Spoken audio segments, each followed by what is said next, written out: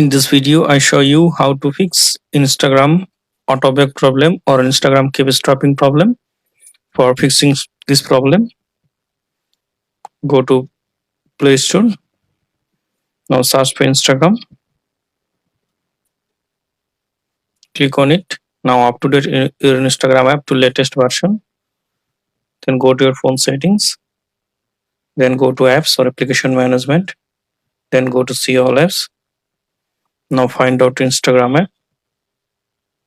Tap on it. Tap on force stop. Then OK. Then storage and cache. Clear storage. Then delete. Now restart your phone.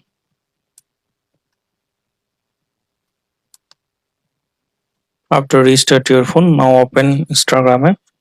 Now I hope that this method fixed Instagram autoback problem or Instagram keep stopping problem. Thanks for watching. Don't forget to subscribe.